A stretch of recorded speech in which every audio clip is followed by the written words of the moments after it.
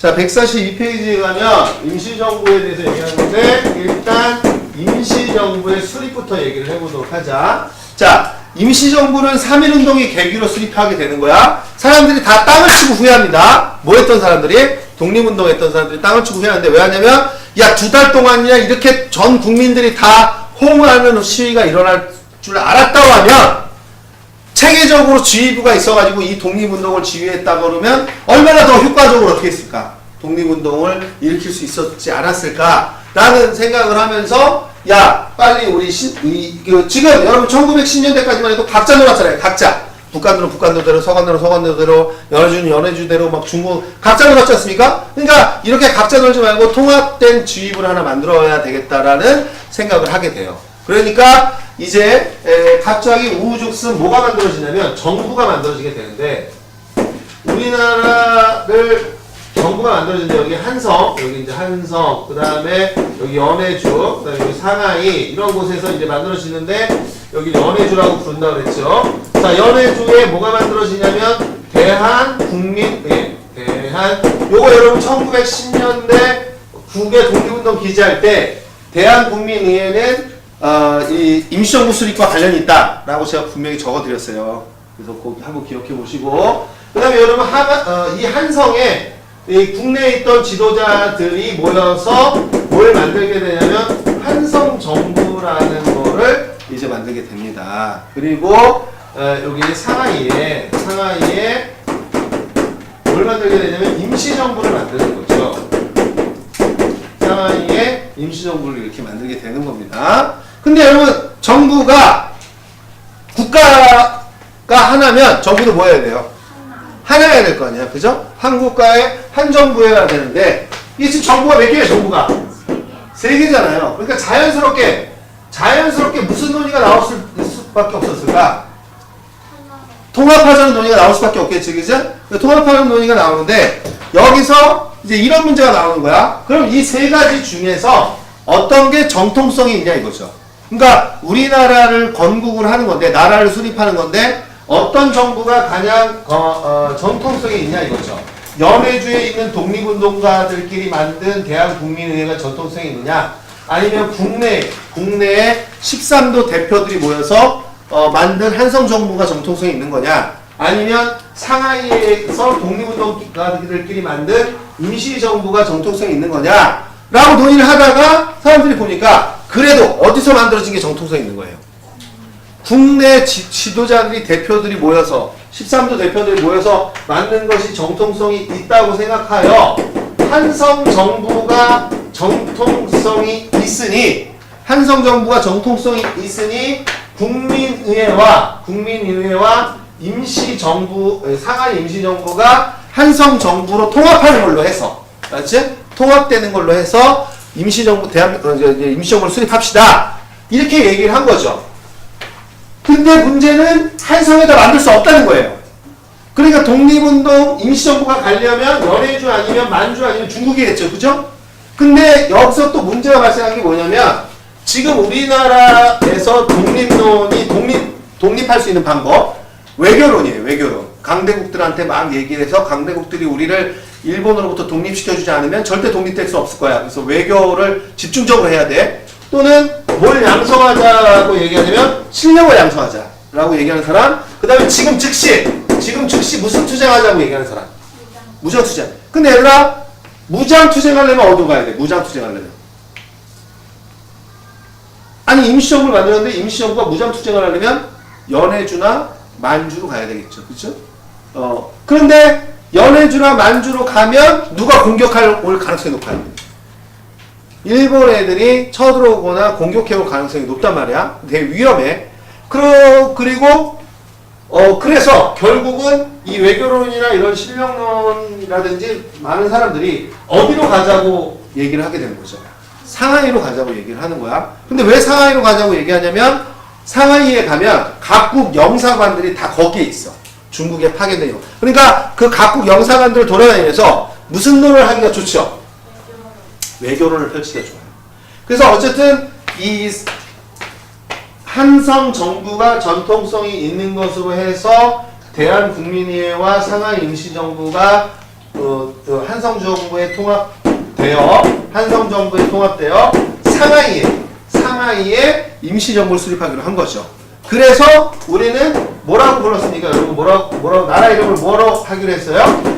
대한민국. 알았지? 나라 이름을 대한민국이라고 하고 그 다음에 무슨 정부를 수립한 거냐?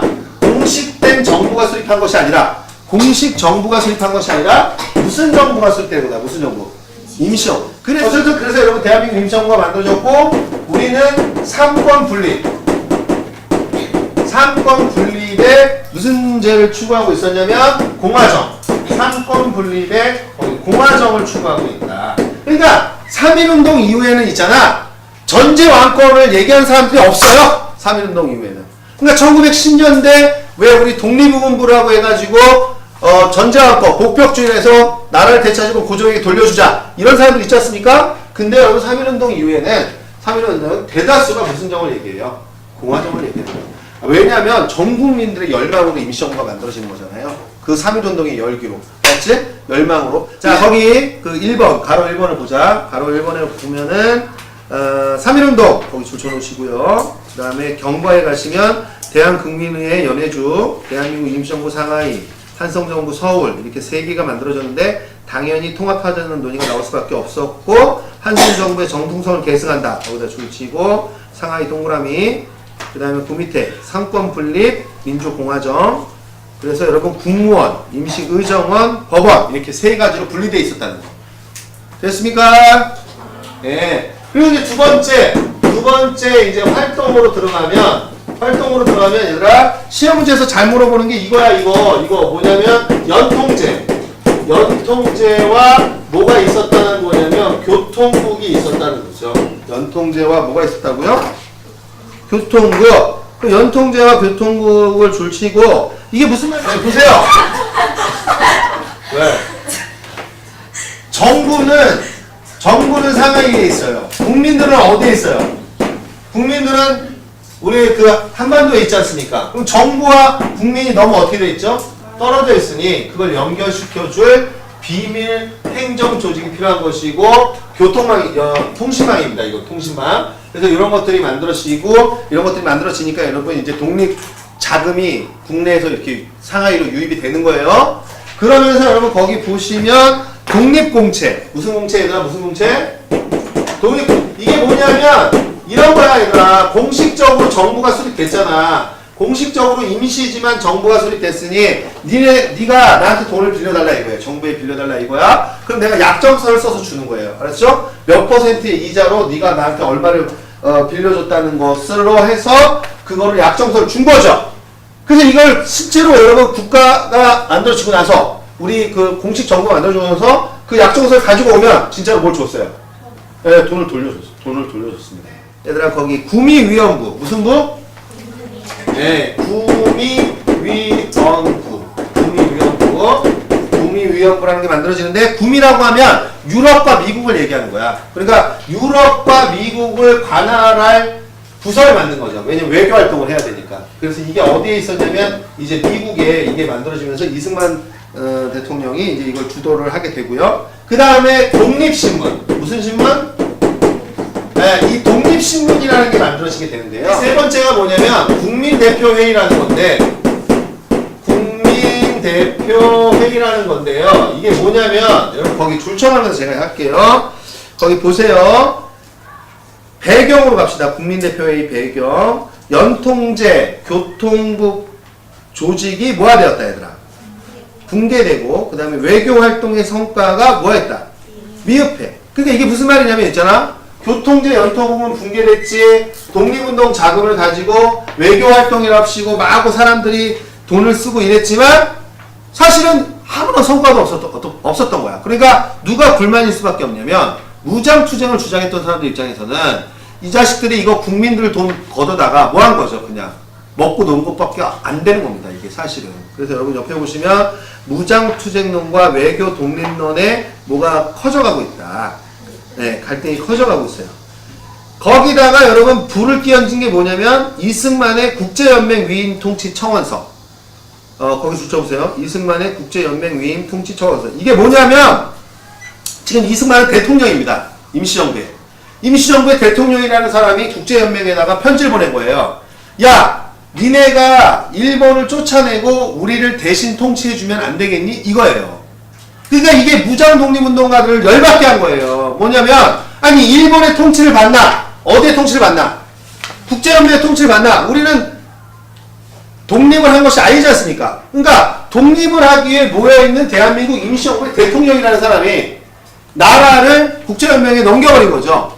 말을 하다 보면. 그러니까 이제 그 옆에 신채호라든지 박용만 등 그 무장 독립운동가들 입장에서는 이승만이 대통령이 되면 안 된다는 것이고, 이대로 임시정부가 그대로 유지되면 안 된다는 거예요. 그래서 국민대표회의라는 걸 열자 이렇게 된 거죠. 그래서 여러분 무슨 파?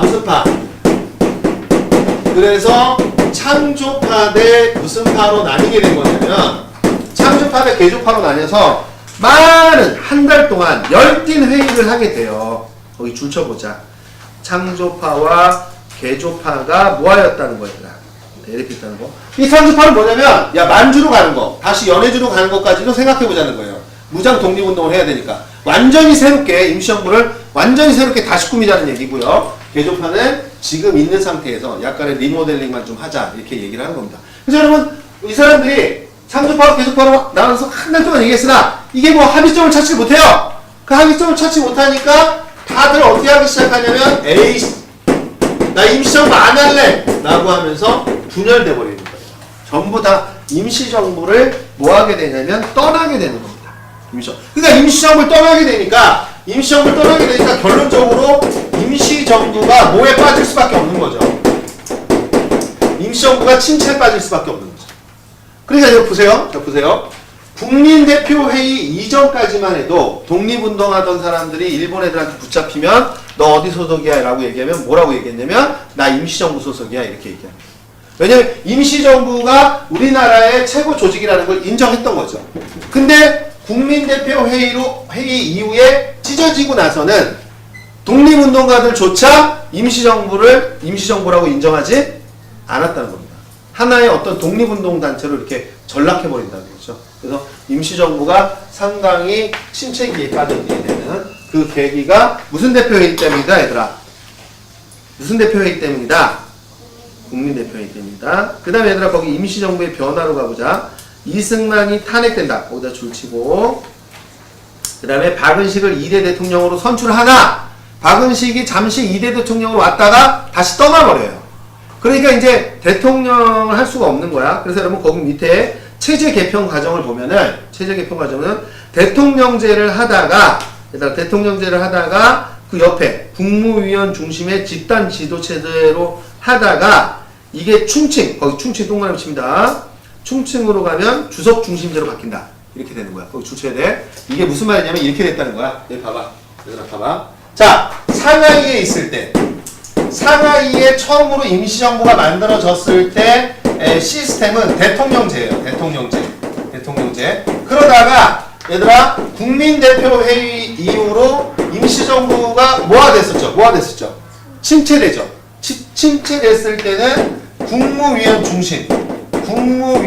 중심으로 집단 지도체제. 이게 무슨 뜻이냐면 집단 지도체제라고 해서 집단이 많은 게 아니야, 얘들아. 임시정부 사람들이 다 떠난 거예요. 김구위에 몇 명 없어. 그래서 야, 임시정부 뭐 해봐? 한 7, 8명밖에 안 모여있단 말이야. 그 7, 8명이 대통령 뽑고 외무장관 뽑고 내무부 장관 뽑고 뭐 경찰국장 뽑고 다 뽑을 거야? 말이 안 되잖아, 그치? 그러니까 우리 6이 그냥 우리 7, 8이 국무위원이라고 해서 같이 집단으로 우리가 합의하고 활동하자 이렇게 된 거죠. 근데 여러분 이것이 어디로 가냐면요, 충칭. 이것이 충칭에 1940년에 자리 잡으면 그동안에 이제 여기가 충칭이죠. 잠깐만. 그거 충칭이죠. 충칭으로 가면 다시 임시정부가 활성화되거든. 그 임시정부가 활성화되면서 그동안의 노력, 김구의 노력. 그동안 임시정부가 침체돼서부터 시작해서 1940년대까지 이끌어왔던 그 김구의 노력, 윤봉길 의사의 의거, 이봉창의 의거 뭐 이러면서 임시정부를 이끌어갔던 그 김구의 노력으로 그걸 인정하고 김구의 1인 지배체제로 가는 거예요. 1인 지배체제. 그래서 무슨 체제로 가는 거다, 얘들아? 주석제로 갑니다. 이렇게. 그래서 여러분들한테 시험 문제는 임시정부 체제를 요 세 시기로 여러분들을 구분해서 물어본다. 그렇지? 처음 만들어졌을 때 무슨 제? 대통령제. 그러다가 침체기에 빠졌을 때 뭐? 집단 지도체제. 알았지? 그러다가 충칭에 가면 무슨 제가 된다 얘들아? 무슨 제가 된다? 주석제가 된다. 라는 것을 여러분들한테 알려주고 싶은 겁니다. 되셨나요? 네.